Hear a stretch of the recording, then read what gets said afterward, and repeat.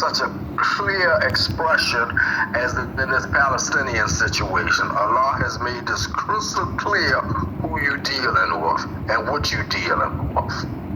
And the political network over here, man, is so vile and so evil and so corrupt that if you get, if you get entangled in it, man, you will become a part of that. And the best thing to do is, is to distance yourself, support what you can support, but in your Islamic development, man, you're constantly trying to purify yourself. And you can't keep purifying yourself, man, as long as you are associated with the filth that's out here. It's a hell of a complex situation to ask a person to live in America as a sincere Muslim. As a sincere Muslim, no, you ain't gonna last long, man. You got to get out of this one. So just so I understand what you're saying, those who are calling to Islam, number one, they're doing it in America, are doing it at a really basic level. This is the first thing that you included into the equation. The second thing is that the people are so tough that when they give this version of Islam, of the calling of Islam, this just makes them leave because of the fact that people are not receiving their call. So they leave and they go to other countries. This is the second thing.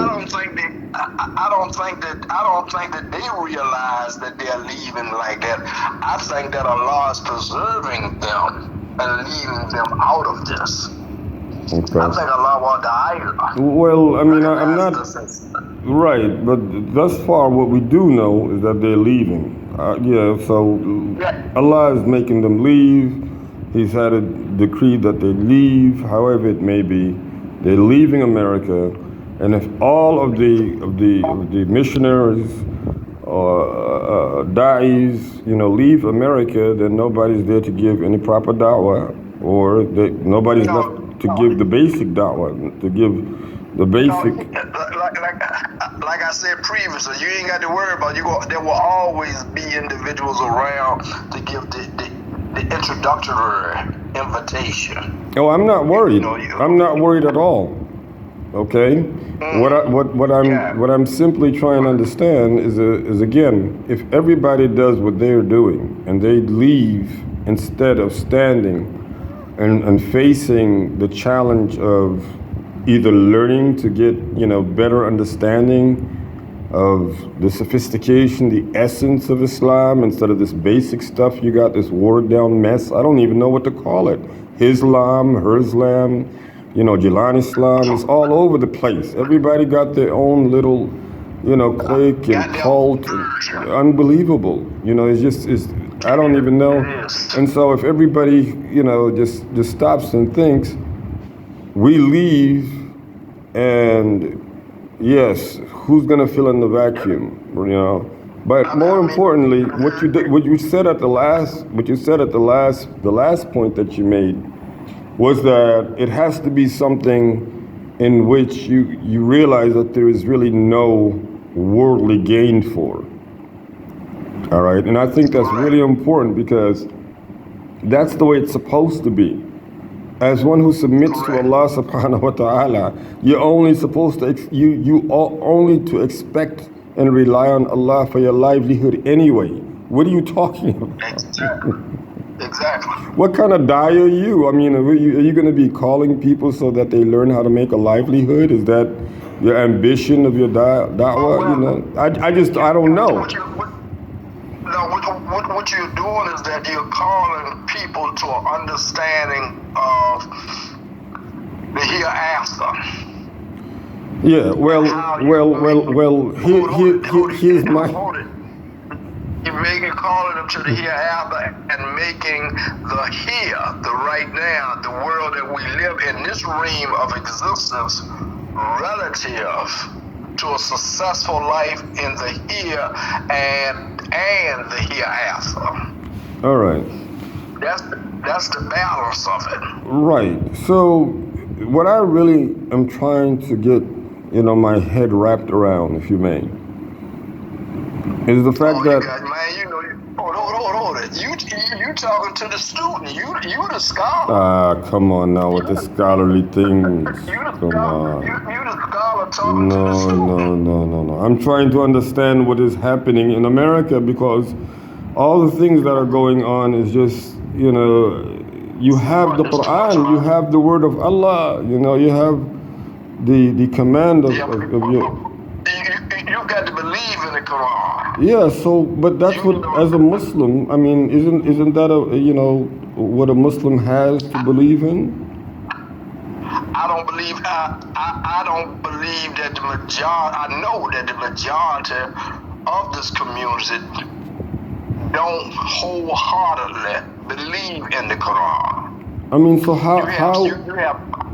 But I don't understand how that's supposed to, you know, be an advantage instead of a disadvantage. That's more of a disadvantage, though. That's not an advantage. You know, okay. Because if you don't believe in its entirety, which is wholeheartedly, really, you've denied it all.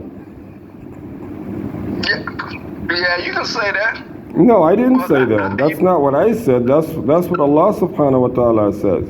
That's why you have in the Fatiha, you have those whom Allah shuns. He shunned them for that exactly.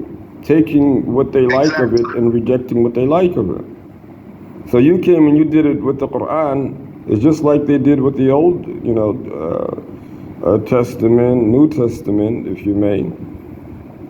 You know, that's been going on forever. People have to, I think that when you and I accept that there's not anything that we can say or do as human beings that has not been done before. You know, Allah Ta'ala knew before we were created everything that we would do, everything that we would say, everything that was destined for us. You know, it's already been written. Exactly. So, I mean, I don't get how leaving America when we know America needs the peace more than anywhere else in the world. Yes, the Israel-Palestinian situation very clearly states what, you know, what the humanity is dealing with. As long as you have what you have, you know, to where injustice is not being dealt with. I will say this. As long as the people, the Da'i, can sustain themselves, they have to be able to sustain themselves and endure the Jahiliyyah that will be constantly around them. Then it's optional if you want to leave or don't. If you want to leave or you want to stay. I had just saw where some brother on YouTube that I've been following over there in London, and he grew up in New Jersey, and he said he did some studying in Medina, and he says he's been over there in London for 30 years.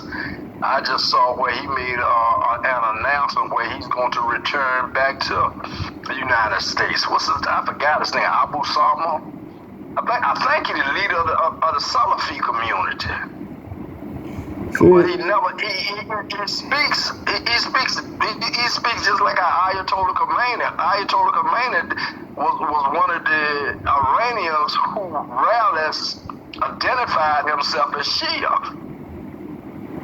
And he spoke clear Islam. And this the same brother that's in London said he's going to return, and I believe he's going to return because of his parents. I'm not sure, but I believe he's going to return, and he could probably return up in New Jersey.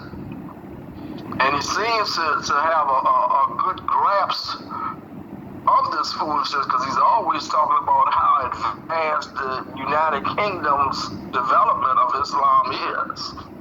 But he says that he's going to return, and I really want to, you know, I'll be watching him on, I'm watching several individuals around the world, man. I'm really going to be watching on